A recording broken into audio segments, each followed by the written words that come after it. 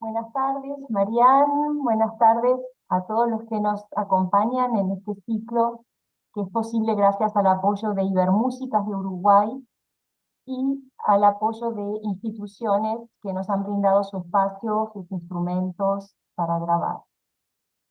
Hola, Marian. Hola Ana Paula, buenos días en este caso. Buenos días a todos y bueno, un gusto de estar otra vez charlando de instrumentos musicales para estas hermosas encuentros de Ibermúsica. Vamos a presentar a Marian, que en lo personal es una amiga de muchos años. Y por supuesto que los primeros vínculos se dan por algunos aspectos de la actividad musical, que en el caso de Mariana es muy amplia, porque bueno, tiene estudios realizados de distintos instrumentos, guitarra, laudes, renacentista y barroco, viola da gamba, armonía, composición, interpretación de la música del barroco europeo. Hasta ahí mucha cosa en común con muchos de los músicos que estamos presentes en este ciclo o de alguna manera tocando o escuchando, pero también estudió y se interesó por el Kemanchá armenio, música indostánica, sitar, tabla.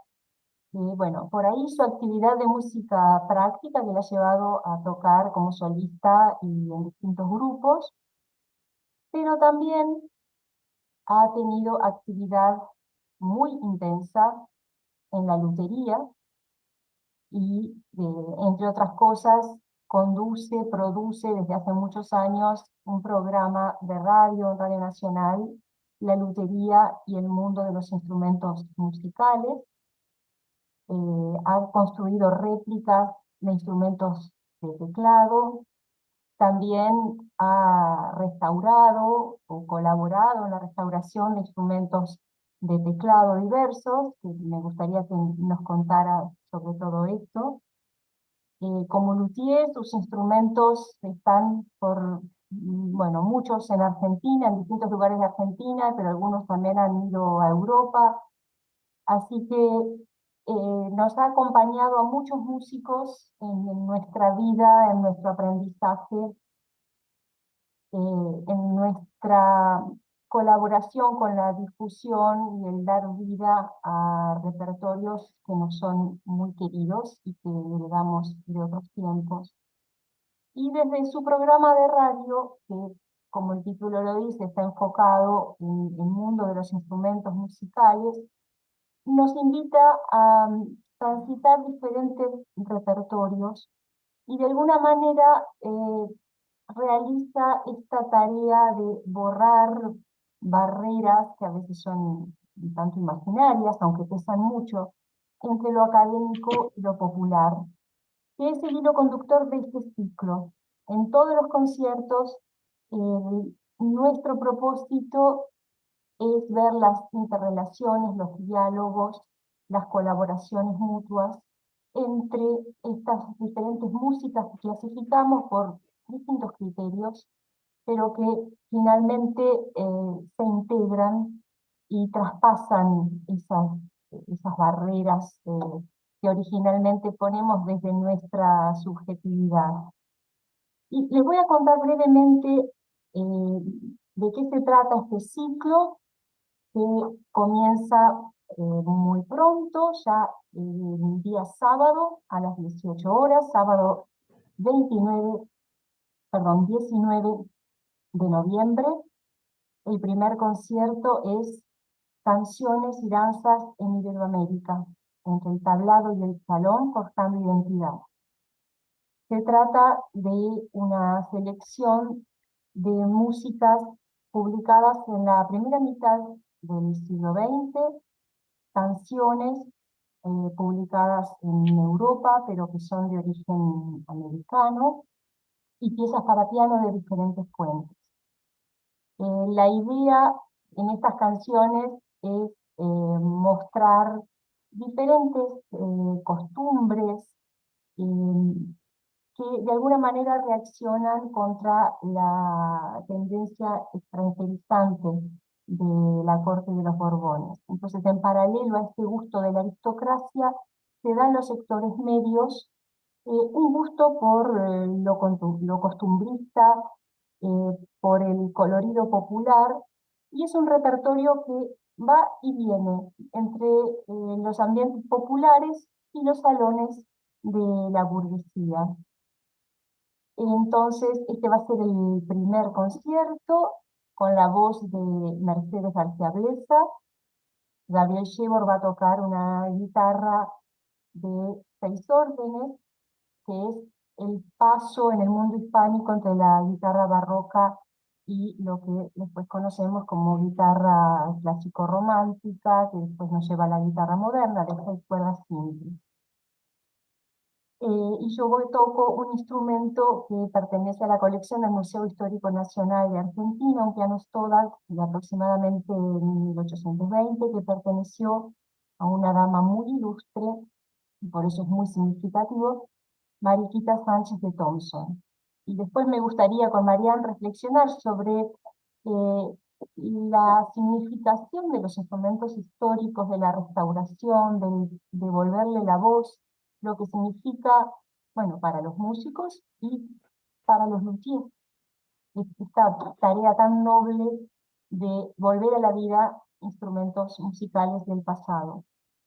El segundo concierto del sábado 19 a las 19 horas va a estar a cargo de Marcos Dalmacio, guitarrista, violinista, director, compositor, que también va a ofrecer un panorama de la guitarra en Latinoamérica con esta doble vida que siempre tuvo la guitarra entre lo popular y lo académico, con composiciones de diferentes autores que se inspiraron en músicas populares, pero hicieron también un tratamiento musical con elementos aprendidos de otras tradiciones. Y también nos va a ofrecer alguna composición propia.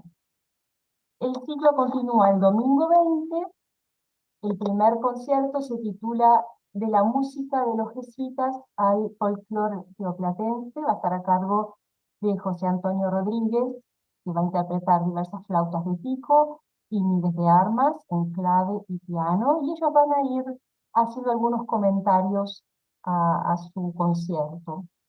También vamos a tener un concierto comentado a cargo de Laura de Armas, que va a tocar clave y diversos pianos, y Silvana Lafredi de Armas, violín. Y el concierto de ellas se titula La tecla del siglo XVII al siglo XX, de los manuscritos de chiquitos al tango universal. Así que vamos a ir desde la música de las misiones jesuíticas, del barroco americano, hasta el siglo XXI, a través de estos 4 conciertos que con diversos repertorios van a ir transitando diversos géneros entre lo popular y lo académico.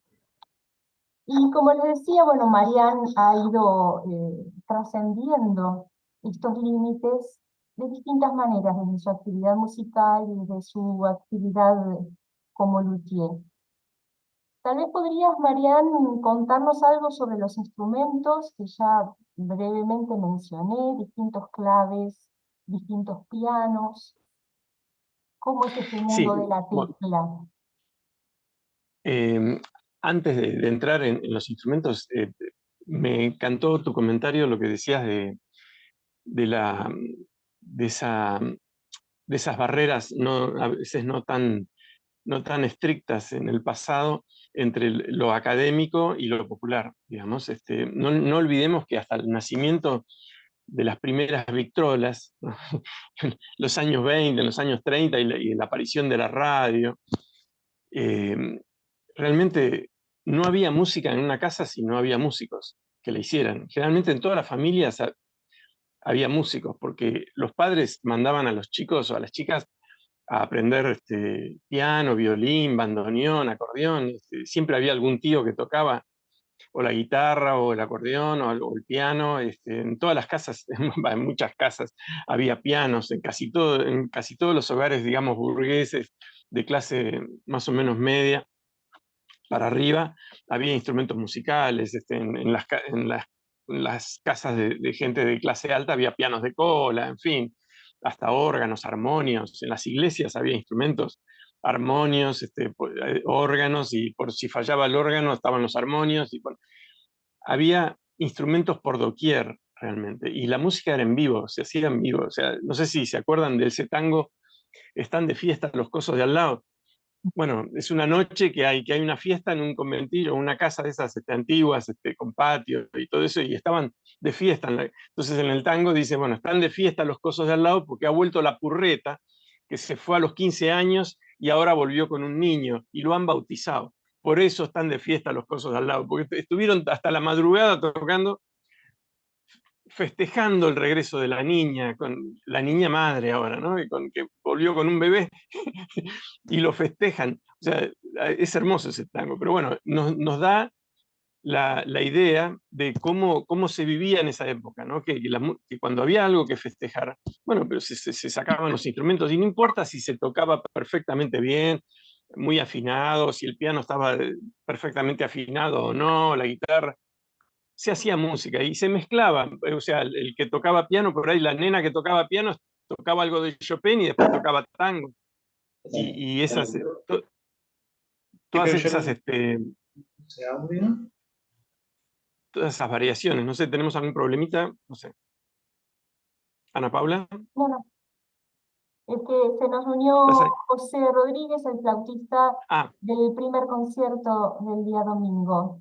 Hola, José. bueno, y entonces lo que estaba diciendo es que en las casas había música, y había tanto, aparecían piezas de música clásica como de música popular.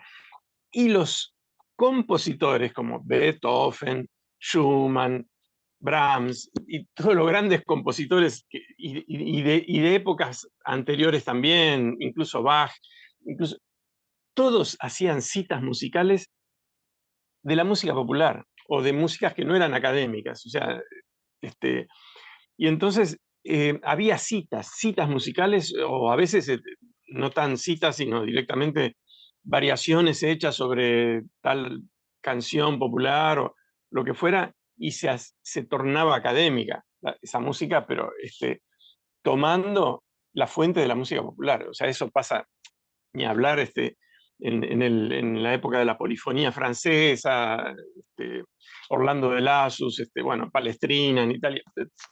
Todos apelaron, Monteverdi, todos apelaron a la música popular. Bueno, los instrumentos que se van a estar escuchando en estos conciertos son instrumentos originales y réplicas. Va a haber un clave Rookers réplica del luthier Trevor Beckerle, que va a tocar Laura de Armas, un instrumento hermosísimo. Trevor Beckerle, que era un luthier inglés que vino a vivir a Montevideo y hizo muchos instrumentos. Bueno, los decoraba muy bellos, y bueno, hay instrumentos en Buenos Aires también de Trevor. ¿Podemos También, compartir algunas fotos, tal si vez? tenés fotos, Acá tengo fotos. A ver.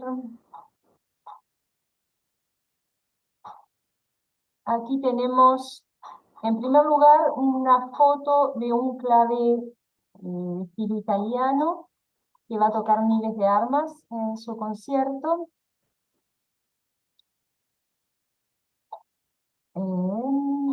Tenemos aquí el otro clave. Beckerle, En este ¿tenés momento no idea se de escuchaba instrumentos de bien. Trevor Beckerle? Este es, sí, ambos instrumentos de Trevor Beckerle. Aquí están los dos juntos. Sí. No, aquí está el de Trevor Beckerle y otro que pertenece a una institución en Montevideo, que también ha sabido ser anfitriona de otros proyectos. Y aquí tenemos una foto de un clave Rookers, una foto que me compartiste muy bonita, de un clave Rookers original. con una decoración riquísima, que bueno, actualmente cuando los músicos con mucho esfuerzo ahorramos y encargamos nuestro instrumento, difícilmente podamos hacerle una decoración muy rica, aunque tenemos aquí un ejemplo de un clave Bueno, que vos este hiciste. instrumento...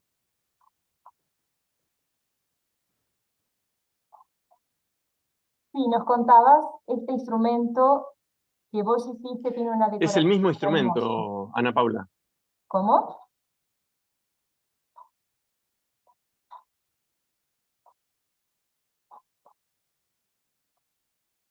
No te escucho en este momento, Marian. ¿Estamos en la reunión? Sí, estábamos Bueno, viendo...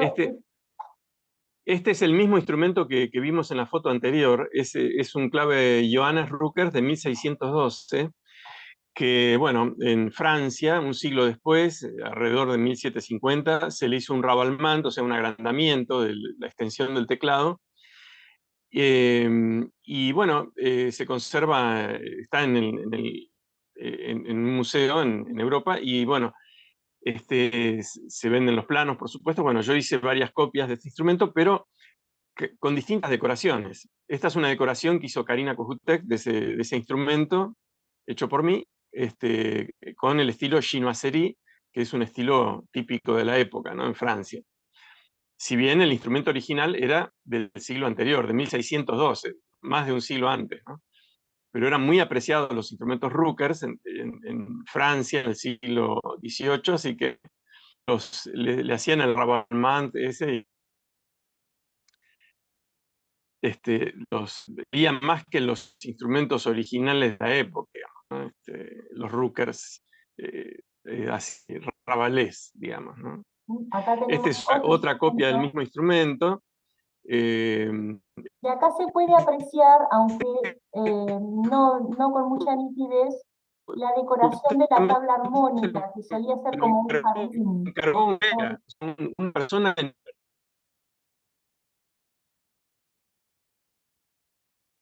No te estamos escuchando. Exactamente, esa decoración la hizo Anabela Pérez Cruz, una clavecinista que trabajó conmigo. Esa decoración la hizo Anabela Pérez Cruz, una clavecinista que trabajó conmigo en el taller muchos años, y es en estilo de flores barrocas de época, ¿no?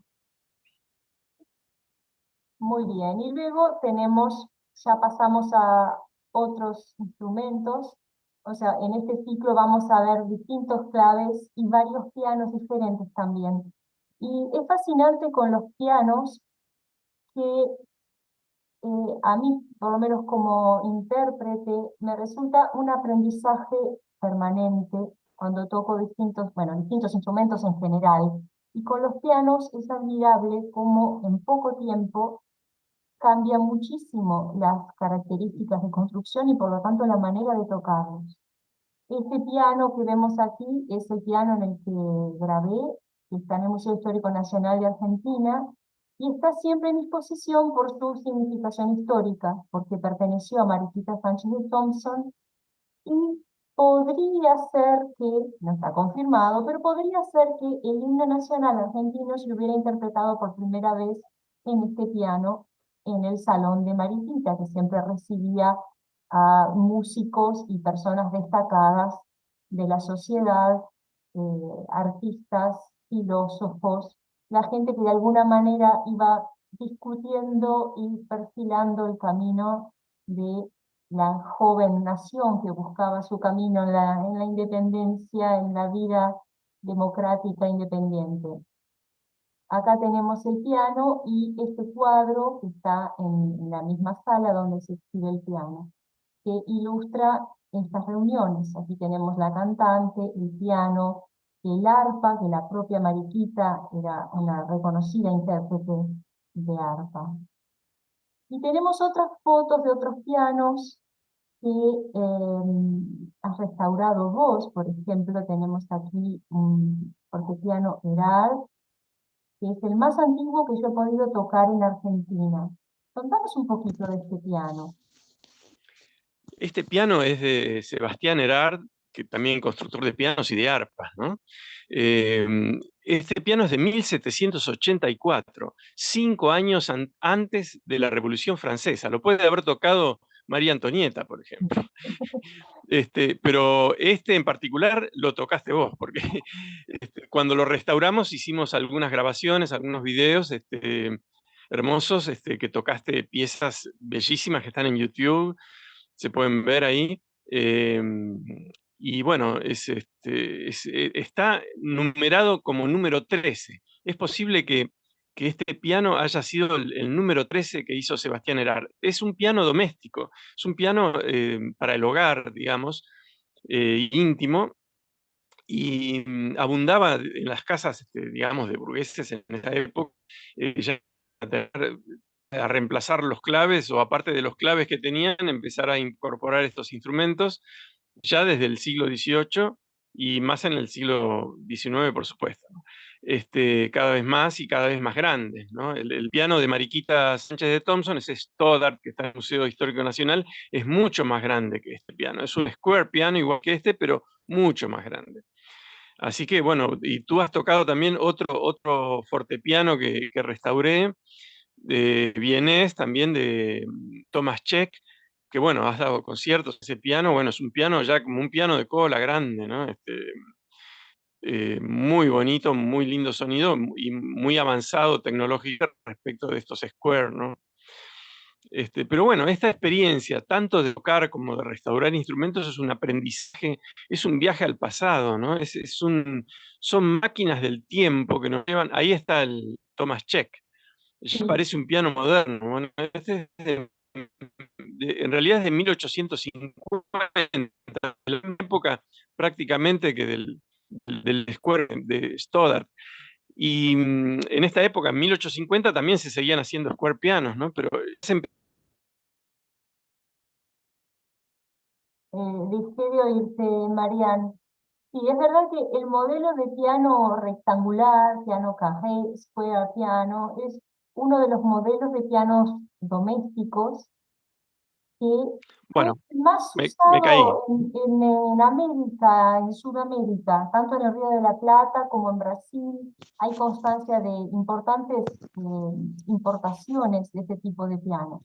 Hay otros modelos de pianos domésticos que se fueron desarrollando y tenemos acá algunas fotos un tanto curiosas, por ejemplo, del modelo de piano jirafa. Es todo un mundo que en el siglo XIX tenemos una constante experimentación en distintos aspectos de la construcción de instrumentos. Y en lo que refiere a la mecánica propiamente, desde el punto de vista del músico, es increíble cómo la respuesta del instrumento es totalmente diferente entre un instrumento de 1820 y uno de 1840. Se siente totalmente distinto y por lo tanto la manera de tocar debe adaptarse a las características del instrumento. Y me imagino que como luthier también es una búsqueda, un aprendizaje constante y muy diferente, por ejemplo, de este fortepiano que construiste también. Contanos un poquito de este instrumento.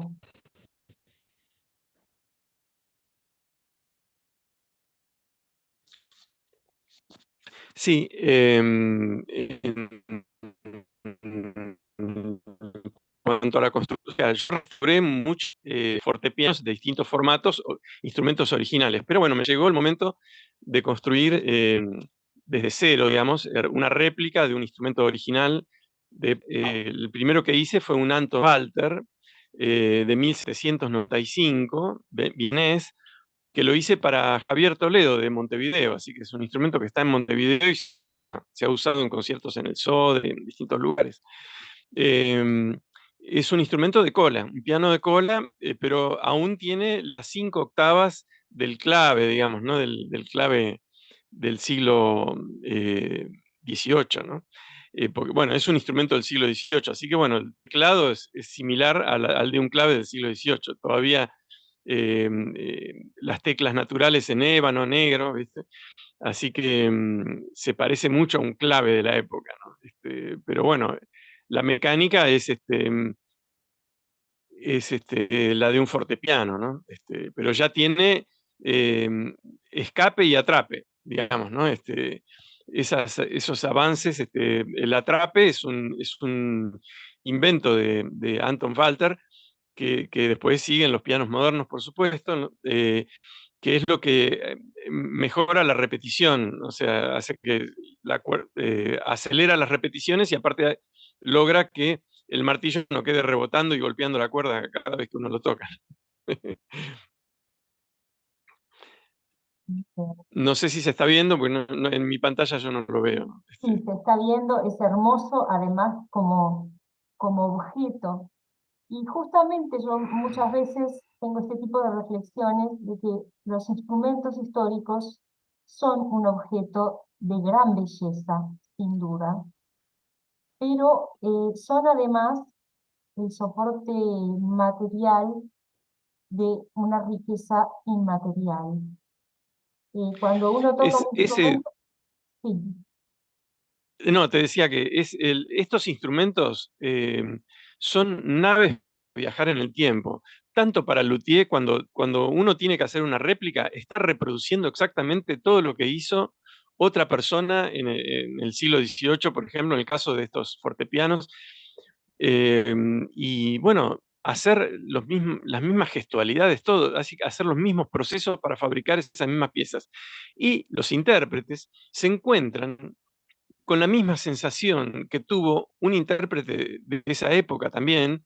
Y bueno, al tocar de facsímiles, digamos, que es una cosa habitual hoy en día en los intérpretes, intentar tocar de los facsímiles directamente, si están en tablatura, la música de teclado, bueno, aprender la tablatura, todo eso ayuda a tener un lenguaje y una sonoridad y una, digamos, una sintaxis musical que nos lleva a esa época. O sea, eso es un viaje en el tiempo, realmente para todos. Y para el oyente también, porque el oyente se encuentra transportado en el tiempo, porque está escuchando en vivo un instrumento y una interpretación y una música, o sea, una interpretación históricamente documentada, porque la musicología pudo descubrir cómo encontró tutorials y aparte las cajas de música de la época que tienen rollos mecánicos que reproducen, por ejemplo, por eso se supo de la inégalité, porque la inégalité no estaba escrita, no estaba explicada en las partituras de la época, por ejemplo, del barroco francés, pero sí estaba grabado en esos rollos de cajitas musicales o de instrumentos mecánicos, había virginales, hubo órganos, todo tipo de instrumentos mecánicos, que la música que se grabó en esa época tenía inégalité, o sea, la música barroca francesa, digo. Y ahí se supo cómo se tocaba en la época, fue una manera de escuchar una interpretación de época, o sea, y eso transformó todo. Después de 1970 hubo una revolución en la música antigua, digamos, en la interpretación de la música antigua, porque se empezaron a descubrir todas estas cosas y Gustav Leonhardt, por ejemplo, tuvo que grabar toda la obra de Bach que había grabado, la tuvo que grabar de nuevo. Él sintió la responsabilidad de grabarla nuevamente completa porque sentía que no la había interpretado bien, porque tenía muchos errores de interpretación que la musicología había mostrado, ¿no? Así que, bueno, todas las grabaciones anteriores a 1970, digamos, hay que tomarlas con pinzas porque no pueden no ser muy verosímiles, digamos, en cuanto a la interpretación de época. Así que bueno, la musicología dio un aporte tremendo, y hoy en día, en un concierto de música antigua, bueno, el oyente tiene casi un 100% de seguridad que está escuchando lo que se escuchaba en la época, está viajando en el tiempo. Eso es cierto, es totalmente así hoy en día. Es una verdad que hoy se verifica, digamos, y seguramente en este ciclo también.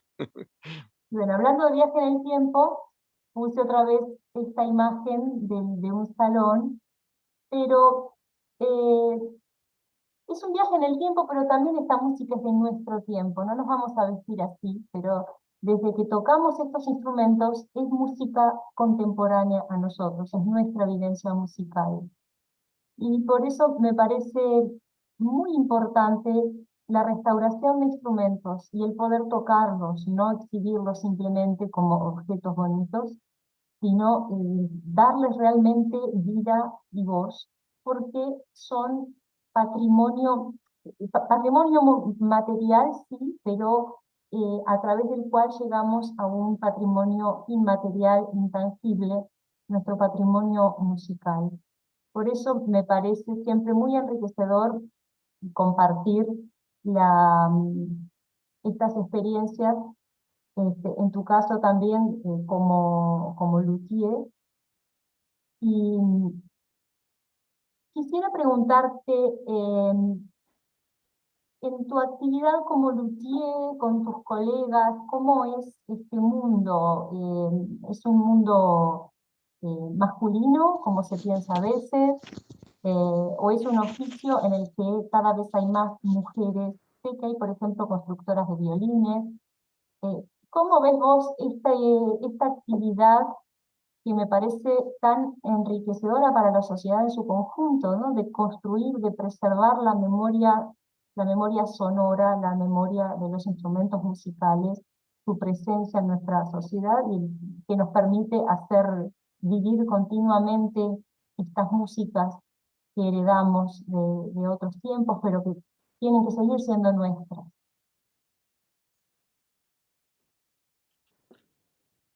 Bueno, hoy en día ha habido también una revolución en la lutería. Las mujeres han copado, no sé si ya son el 50% de los luthiers activos en el mundo, digamos, pero es impresionante. Bueno, hay una red mundial que se llama Women in Luthery, que reúne, no sé, quizás 1000 o más de 1000 luthiers, mujeres. Acá en Argentina tenemos la red luterística que creó la luthier Florencia Centurión, que colabora conmigo en el programa de radio. Y bueno, el instrumento que mostramos de Mariquita Samson, ese fortepiano Start, lo restauró Paula Olavarrieta, que es una de las pioneras acá en Argentina, restauradoras, junto con Jorge González, mi colega también, luthier de teclados. Bueno, y hay muchísimas, hay afinadoras de piano, técnicas afinadoras de piano, de reparadoras, en fin, por todas partes del mundo hay luthiers, mujeres de todos los instrumentos, ¿no? Realmente es una investigadoras, y muchos músicos, no sé, por ejemplo, no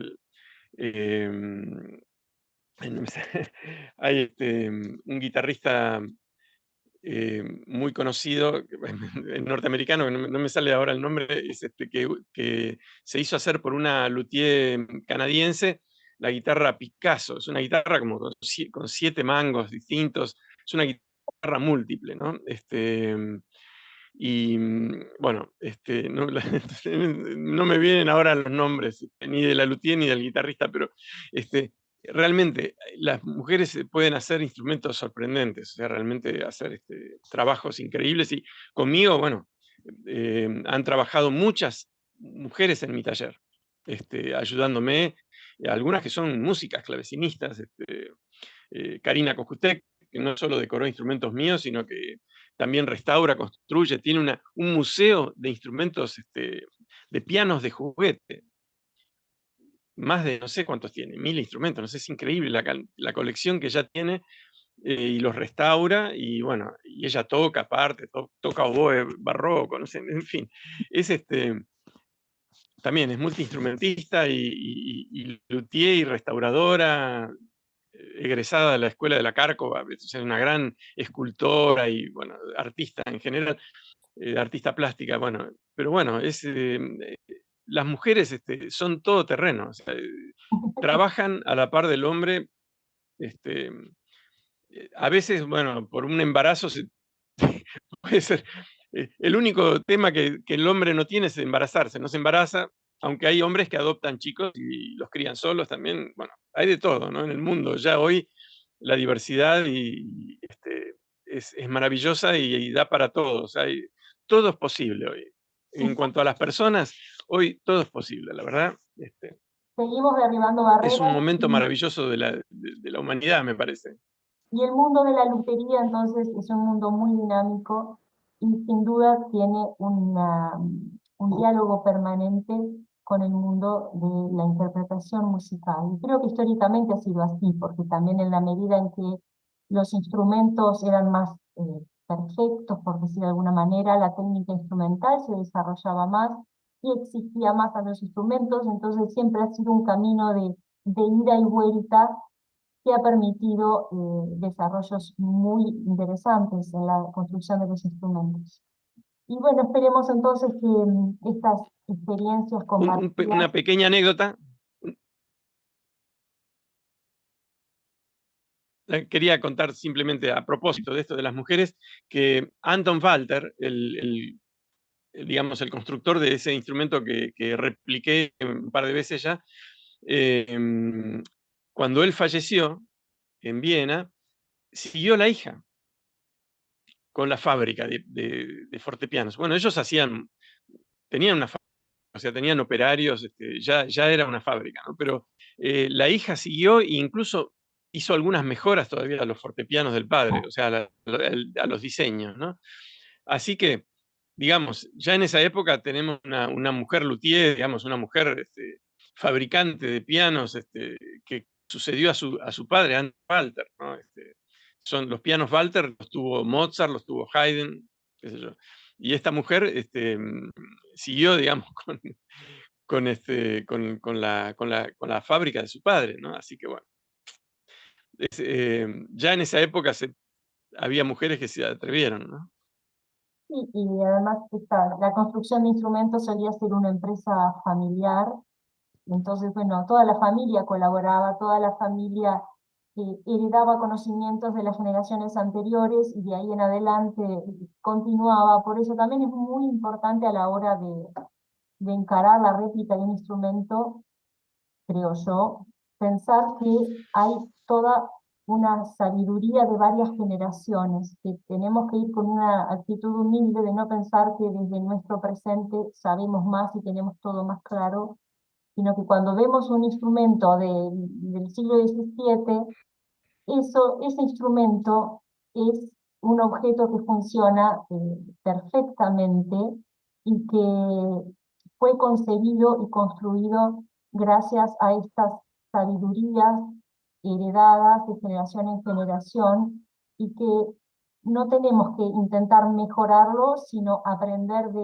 él y así enriquecer nuestro conocimiento musical también, ¿no? El- esa interrelación entre la actividad Justamente, del músico y la actividad del luthier, que es muy delicada y muy fructífera.